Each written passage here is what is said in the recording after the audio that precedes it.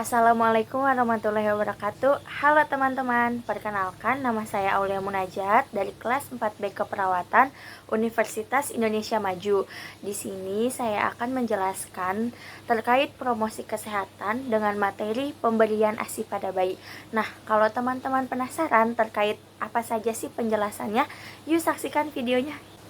Ini adalah salah satu contoh leaflet atau brosur yang saya buat mengenai edukasi pemberian ASI pada bayi. Yang pertama, ada pengertian mengenai ASI. ASI atau biasa kita sebut dengan air susu ibu adalah suatu emulsi lemak yang di dalam protein, laktosa, dan garam-garam anorganik lainnya yang disekresi oleh kelenjar mamai ibu.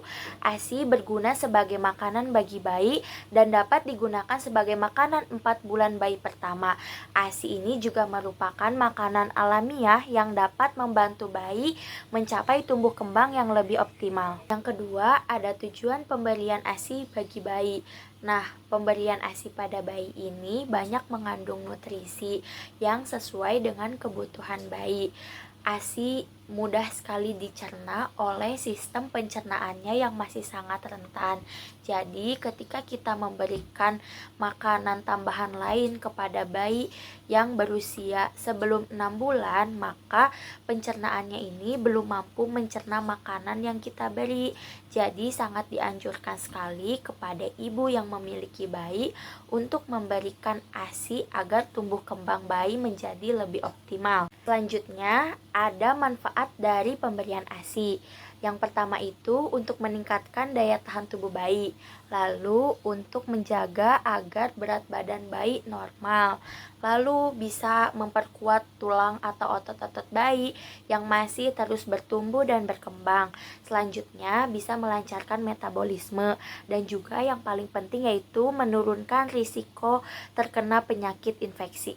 Nah, teman-teman, perlu teman-teman tahu juga, terutama untuk ibu-ibu di luar sana yang sedang menyusui, tentang teknik pemberian ASI yang benar dan tepat bagi bayi. Jadi, kalau misalkan bayi ini tidak mau menyusu, itu artinya ada yang salah dalam teknik pemberiannya. Maka dari itu, kita sama-sama belajar untuk mengetahui teknik pemberian ASI, terutama bagi ibu menyusui ya. Yang pertama itu teknik pemberian ASI yang benar dan tepat, yaitu kita cuci tangan dahulu nih sebelum menyusui dan bersihkan daerah puting susu dengan air matang. Untuk ibu, bagaimana cara mencuci tangannya? Apabila ibu bisa melihat ke YouTube, ada 6 teknik cuci tangan yang baik dan benar, itu bisa dipakai atau digunakan sebelum menyusui. Lalu yang kedua yaitu posisikan bayi di pangku dan letakkan kepala pada siku ibu dan tangan ibu yang menyangga di bayi. Tubuh ibu juga posisinya harus lurus ya.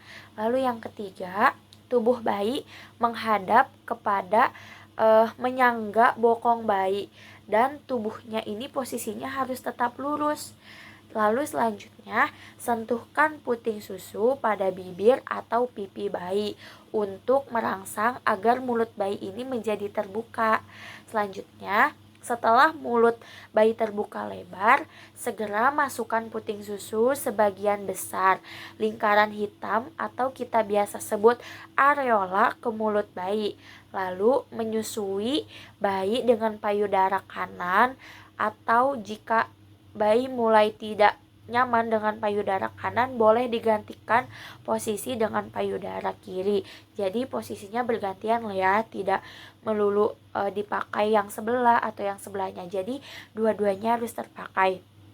Dan setelah itu, menyusui juga dapat dilakukan sambil tiduran atau sambil tidur, tetapi jangan sampai bayi kita biarkan tertidur ketika menyusui karena itu akan membahayakan bagi proses pencernaannya. Nah, selain tadi yang sudah disebutkan, di dalam menyusui atau pemberian ASI bagi bayi juga oleh ibu, banyak sekali hambatan-hambatan yang terjadi. Nah, hambatan yang pertama bisa terjadi karena produksi ASI yang sedikit. Nah, untuk produksi ASI yang sedikit ini, ibu tidak perlu khawatir karena misalkan nih kelahiran pertama.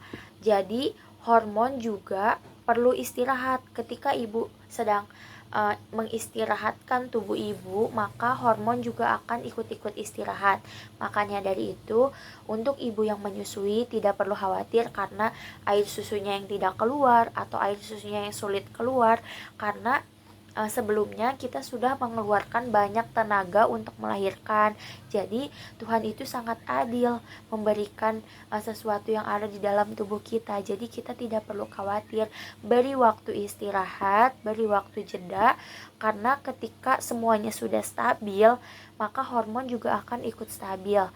Lalu hambatan berikutnya ada karena puting susu yang datar atau tenggelam.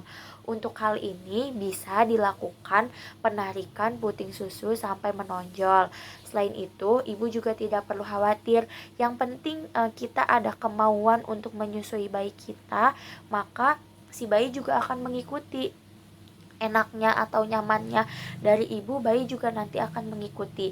Selanjutnya, kadang nih suka ada terjadi puting yang lecet atau nyeri pada saat mulai menyusui, apalagi anak pertama. Pasti puting itu akan terasa sakit, ngilu, bahkan sampai lecet.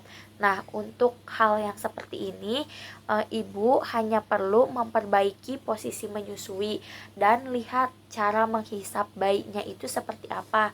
Kalau misalkan lecet, tidak perlu kita khawatir karena nanti itu akan sembuh sendiri. Misalkan proses penyembuhannya itu sekitar waktu satu minggu ke depan. Kalau misalkan masih terjadi lecet, nah boleh baru ibu hubungi atau ibu datangi ke bidan atau puskesmas untuk berkonsultasi. Selanjutnya ada tentang payudara yang bengkak atau yang sakit teraba saat menyusui. Nah, kadang tuh ibu menyusui banyak sekali penumpukan ASI di dalam payudaranya. Itu disebabkan karena yang tidak sering disusukan atau memang cairan ASI-nya yang banyak keluar, sehingga membuat ibu merasa, aduh kok payudara saya besar sekali dan terasa keras. Itu cara mengatasinya itu sering-seringlah untuk menyusukan sesuai dengan keinginan bayi. Jika bayi sudah merasa tidak nyaman atau sudah merasa kenyang di perutnya, maka boleh kita berhenti. Lalu nanti ketika bayi sudah mulai minta lagi, boleh kita susukan lagi. Yang penting itu cara menyusuinya kita itu benar. Dan juga boleh nih kalau misalkan hambatan yang ini kita lakukan dengan cara memijat payudara pada saat mandi, tapi pijatnya dengan cara yang lembut. Nah, teman-teman, sekian penjelasan yang dapat saya sampaikan mengenai pemberian ASI bagi bayi. Dari mulai pengertian ASI, lalu tujuan pemberian ASI, ada manfaat pemberian ASI, lalu kita tahu teknik-teknik pemberian ASI, sampai yang terakhir tadi hambatan pada saat menyusui. Semoga ilmunya yang dapat saya sampaikan ini bisa berguna dan bermanfaat untuk ibu-ibu menyusui terutama. Ambil baiknya, buang buruknya, karena jika ada kesalahan itu dari saya sendiri. Terima kasih, semoga videonya bermanfaat dan mudah-mudahan bisa memberikan video-video edukasi lainnya. Terima kasih. Wassalamualaikum warahmatullahi wabarakatuh.